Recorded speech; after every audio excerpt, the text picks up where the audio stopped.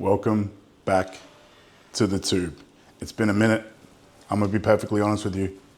It's been a couple of minutes, but we're back. 23 weeks out now, so stuff's starting to get pretty serious.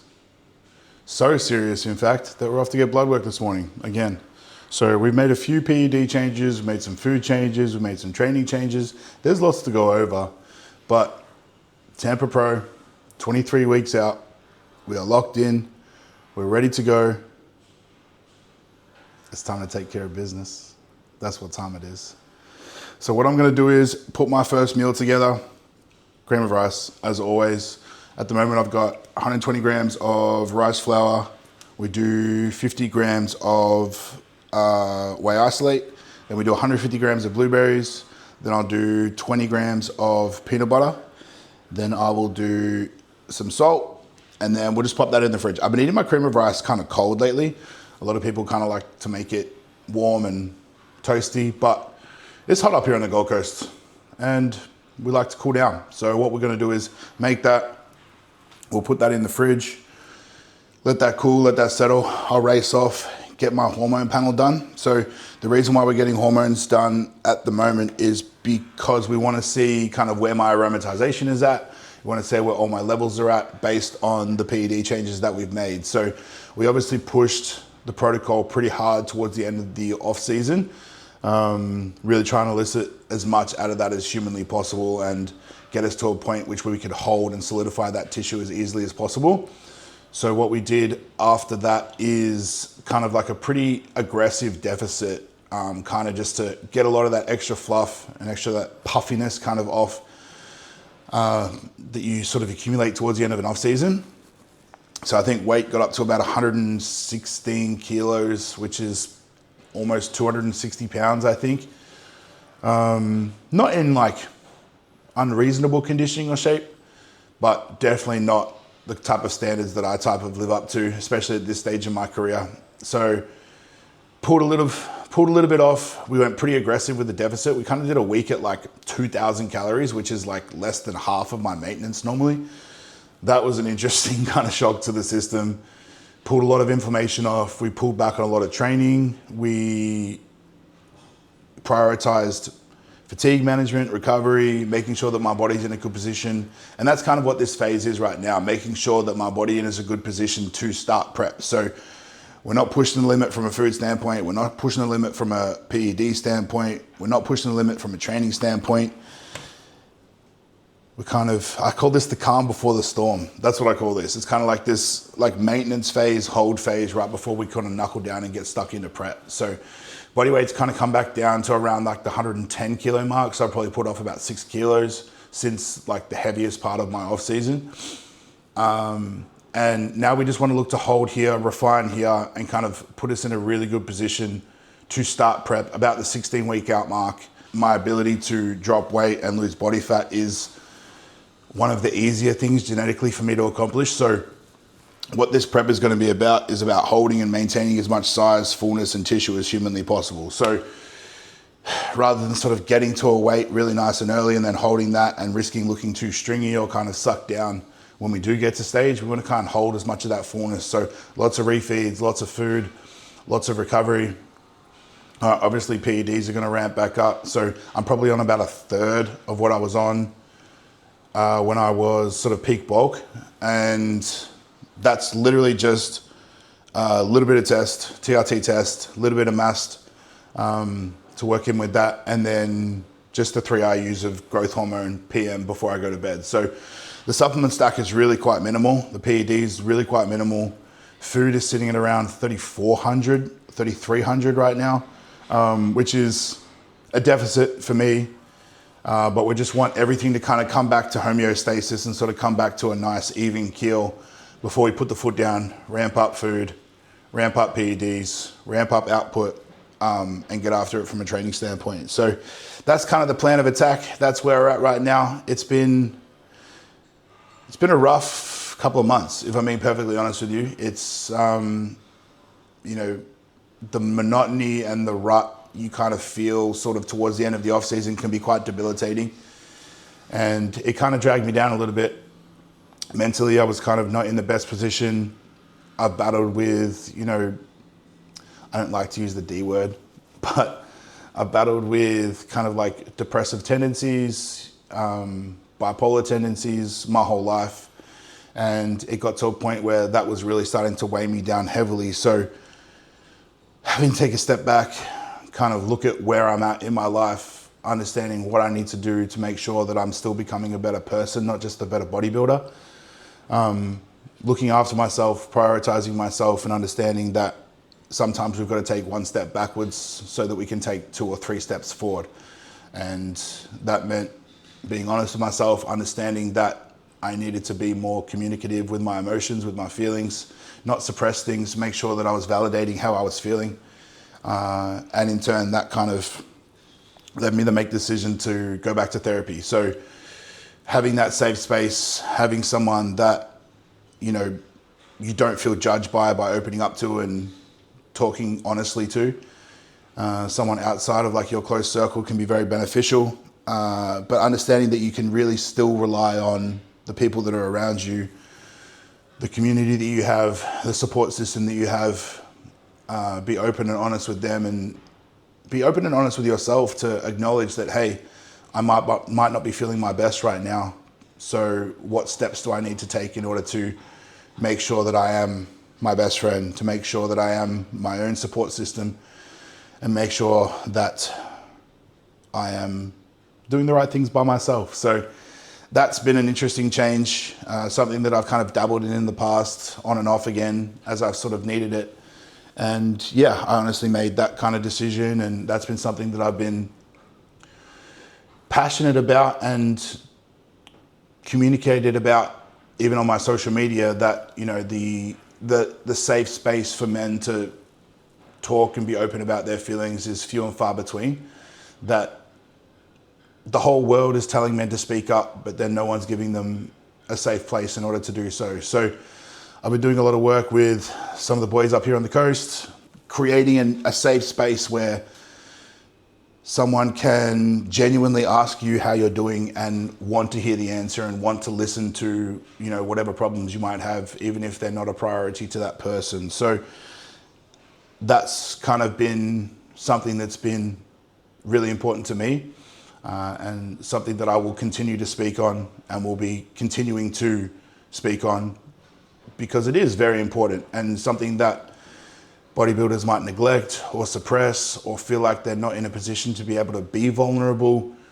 And it becomes quite heavy, very, very heavy, if you don't feel like you've got someone you can talk to, and you go through the same problems that everyone else has. We just have a little bit more muscle tissue than the average human being, but that doesn't make the weight on our shoulders or on our brain any less, unfortunately. Doesn't matter how big your biceps are. A sad day is still a sad day. But we pivot, we adapt, we overcome, we grow, we get better, and we move on to the next one. So that's kind of a little update of where I'm at. We're gonna make meal 1, go off, get some blood work done. We've got a new training program that I wanted to go through today as well. So rather than having a posterior day on a Thursday, it is Thursday, by the way, I now have a full leg day. So 2 full leg days a week.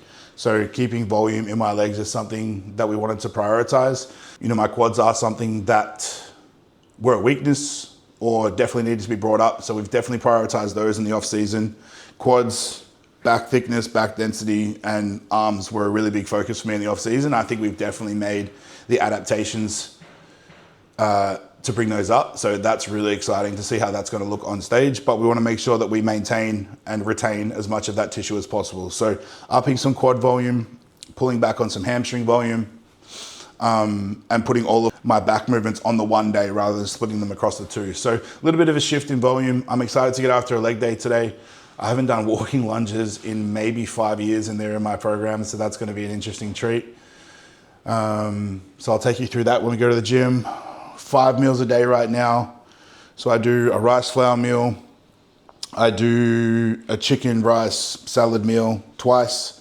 And then I do beef mince, potato. That's how you know my carbs are low, if I'm eating potatoes. Potato and veggies for dinner. And then my nighttime meal is like a fruit bowl with rice, if that makes any sense. So that's something that's a little bit different as well. So that's what's gonna happen. That's what's going down today. Make sure that my hormone profile is exactly where it needs to be based on the supplements that we're taking right now. And then we can make those adaptations sort of as we move through prep. And we'll talk you through all of that as always. So I've been yapping too long. I need to make some cream of rice. I need to go put a needle in my arm and get my bloods drawn. And then we're gonna go train some legs. Appreciate you guys for coming along for the journey. We're back, we're rolling. We need some more content coming. That's for damn sure. Honestly, it surprised me that people even watch this shit and noticed that I wasn't posting. So to have people kind of reach out and kind of ask where like the YouTube videos have been, it's a pretty humbling experience, you know, to have someone that's invested in that to a point where they can notice when it's not being produced. So you guys are doing your cardio, you need something to watch, so I might as well provide it. I'll do my very best. Peace.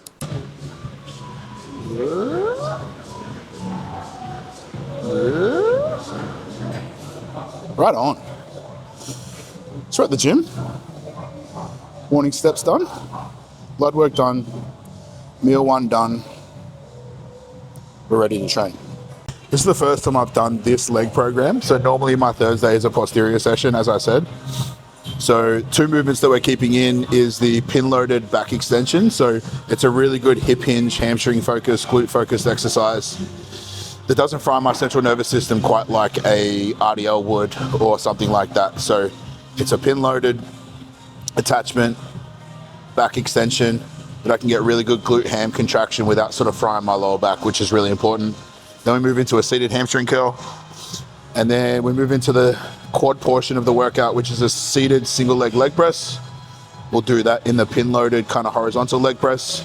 Then we've got the 2 new movements for the day. So we've got a sissy squat and then we've got dumbbell lunges. So the kind of thought process around the training right now is maintenance. So maintaining numbers.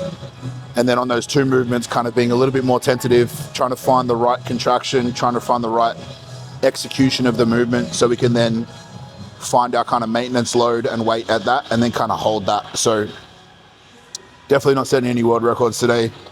The 3 movements that I've done before, I've already got my sets, reps, weight, everything all ready to go. I know exactly what I need to perform there. And then the final 2 movements are kind of going to be those newer movements that I haven't done in quite some time. So that'll be a little bit more of a filling out process, but we need quad volume, we need bigger legs, and we need to get after it. So I'm going to stretch, roll out, and then we'll get into it with the back extension first. So we'll probably do some core activation stuff. So the ab roller and some hanging leg raises just to make sure that my core and midsection and abdomen are ready to brace for some compound movements.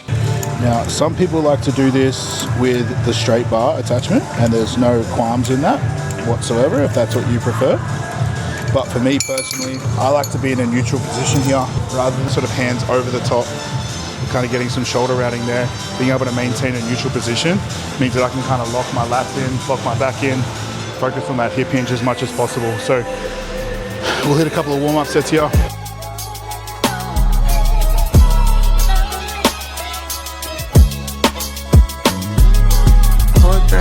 Young pups playing war games. He wanted love, but he only made more pain.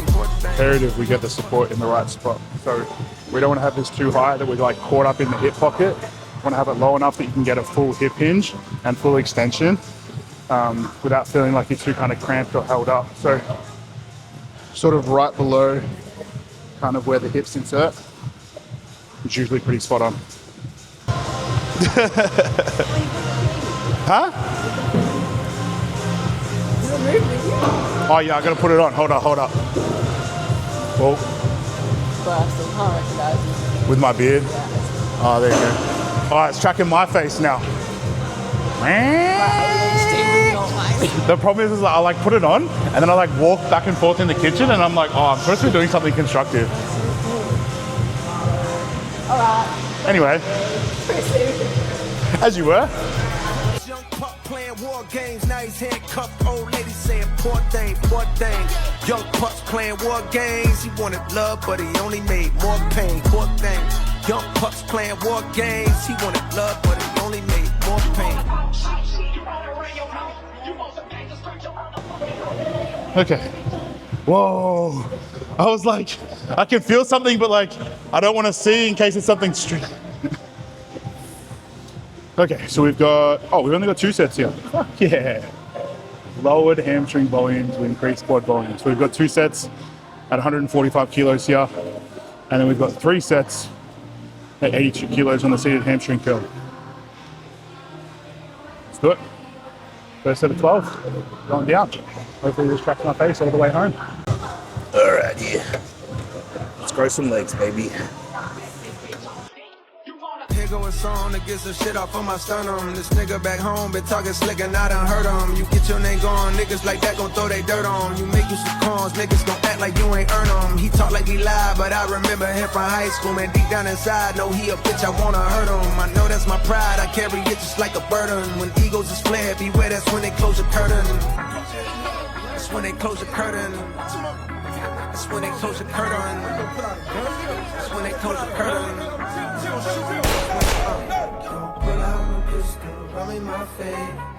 So we hit a second set there at 145, same thing. Set of 12 with like 2 reps in reserve maybe. And then we'll move on to the shortened contraction and hamstring curl. Okay. Exercise number 2.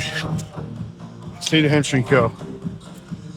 I honestly get asked a lot how much warm-up is needed, how many feeder sets are needed depending on the movement. And it is very dependent on the movement. Now, for the first exercise, or if the first exercise is in isolation and you're building up to quite a high top set on a compound movement for your second movement, then probably some more feeder sets or some more controlled kind of extra volume is probably needed.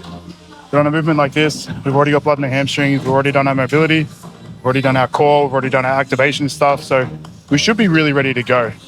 Essentially what your feeder sets are going to be are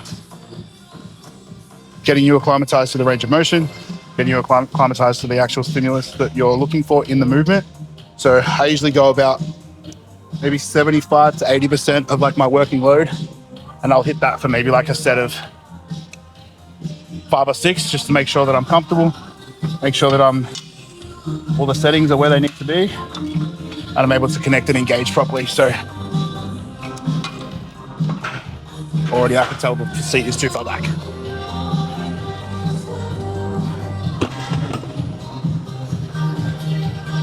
Only someone that was over 6 feet tall was using this before me.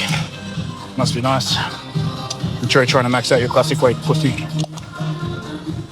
All right, so if our working weight is about 82 kilos here, probably gonna do a set of 6 to 8 on 61, just to make sure that everything's where it needs to be and I can feel the movement properly.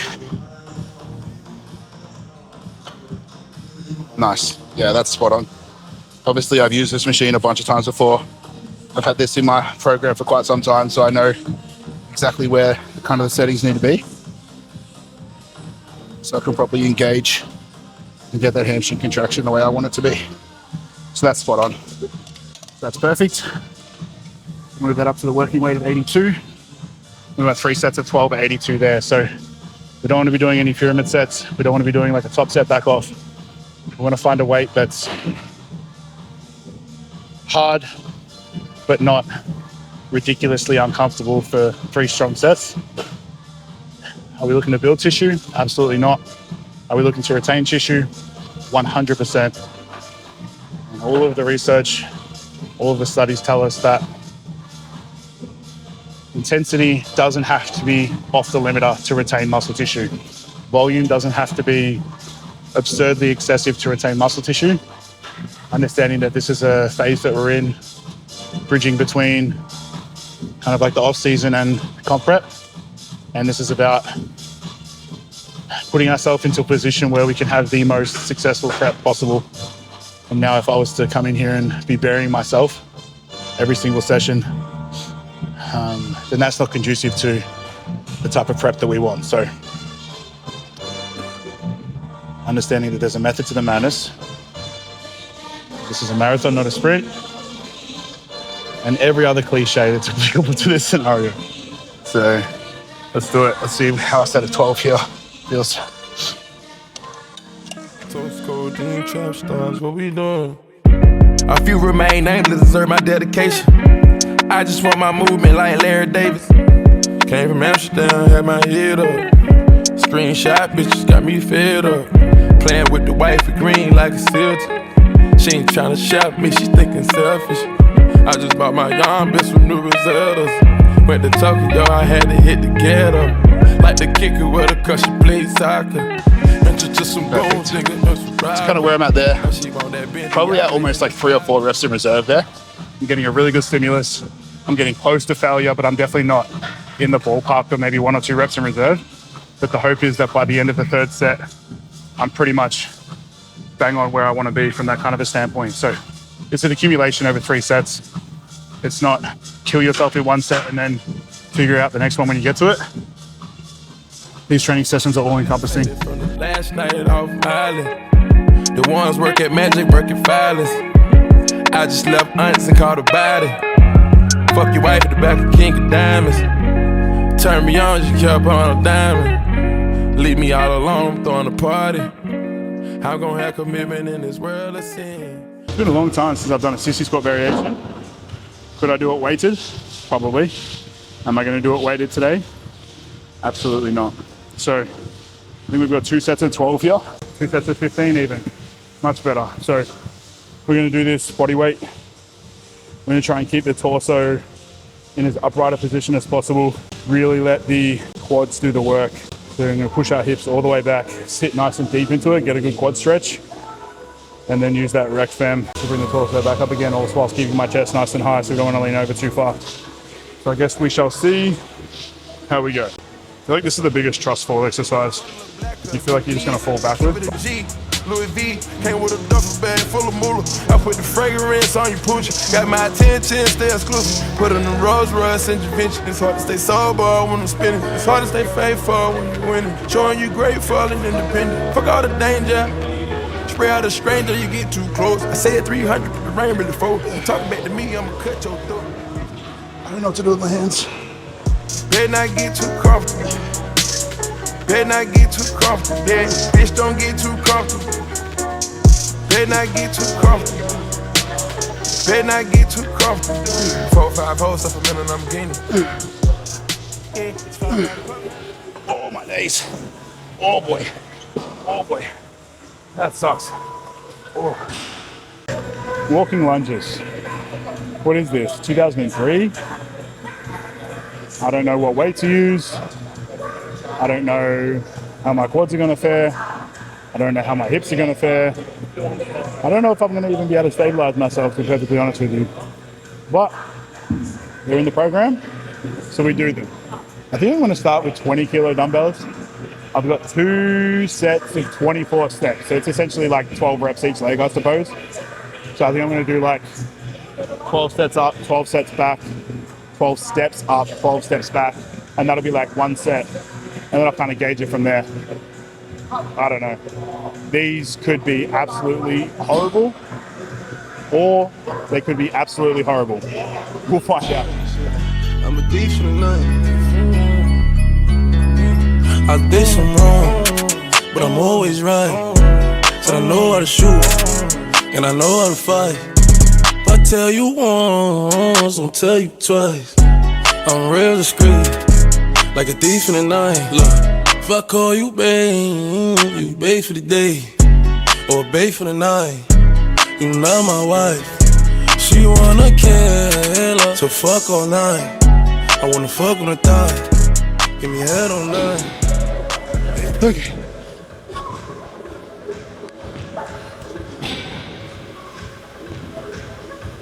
$20 kilos probably isn't enough weight, but that'll do for today. We'll do 1 more set there. We'll call it a wrap. Legs 1, done. Feeling good. Feeling really good. Time to go home. Back home.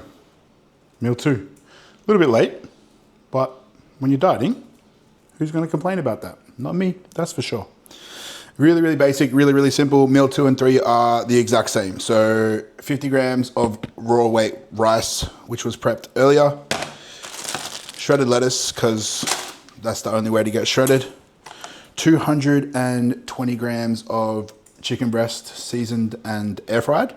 And we got some cucumber, some cherry tomatoes, and some fresh avocado, because micronutrients and healthy fats, that's why. And then top that with some peri peri barbecue sauce. Pop all that in, gram of salt, mix it up. Nutritious, delicious. And capped off with a ice cold Pepsi Max, because why not? So we'll pop this down. Meal 3 is the exact same. Meal 4 is 250 grams extra lean beef mince. We do 300 grams of spud light potato. We do 100 grams of green beans and 100 grams of pineapple in that meal. And then meal 5, like I said, my last meal is kind of like a rice fruit salad type design, which is not overly exciting, but when you're not eating very many calories, a fruit salad may as well be a McFlurry, if you're asking me. So we're gonna get this down, do some work, kick back, legs are done. I was pretty happy with the leg session, to be honest with you. New movements, feeling myself around it. I feel like this is kind of like my volume leg day, or like my ancillary leg day, because then my Saturday leg day will obviously do like we're hack squatting, leg extension, like a regular leg press rather than a like single leg pin loaded leg press. So a bit more of like your conventional leg day. And then my Friday session is still delts and arms. We've just moved some exercises around, changed some stimulus there, but still kept plenty of volume, because I feel like my arms are responding really well to a lot of volume. And it's interesting that my quads have kind of improved on lesser volume than normal, or like what I've done in the past. So understanding the different muscle groups need different stimulus. Everyone has individual specificity that they probably need to do a little bit of trial and error. Unfortunately with bodybuilding, there is no one size fits all. So you kind of got to play around with it, accumulate some data, find out what kind of works best for you, and then apply that over long periods of time. So that's what we're doing. And we've kind of managed to find like a sweet spot in terms of volume for different body parts, which I think is really important. Intensity is kind of always variable depending on what phase we're kind of in. But it's a beautiful day here on the Gold Coast. So I'm gonna get this meal down. I think I'm gonna go finish my steps after that, so I don't have to catch up on them tonight, because that seems to be a common theme at the moment, which isn't a bad thing. A nighttime walk never goes astray, but it's always better to have them done earlier than when you need them, than not need them too late. Yep, you know what I mean. Whatever. I'm gonna put all this in a bowl, because presentation means nothing. It all comes out the same way. So I'll pop all this in a bowl, chow down, and get on with the rest of our day. I feel like we're in a good spot, you know, kind of in comparative to where we were kind of this time last year. It's a pretty substantial change, both in kind of like the look, the feel, the thought process, the kind of approach that we're taking. Obviously, Justin and I have spent kind of a year together now, so his knowledge and understanding of kind of how my body responds to different things in different phases is amplified. He's not kind of like guessing and hoping for the best. Now we kind of have a lot of data to go off, which is very positive, which is why I always stress, you know, kind of staying with a coach for long periods of time, so that they have a better understanding of your body and that they can better direct you in how to approach things. So that's it. I'm done. Got nothing for you. Gonna eat my meal, drink my Pepsi Max. I just sprayed barbecue sauce all over the bench. Whatever, bro. Happy days. You guys know the drill. Like, comment, subscribe, and we'll see you in the next one.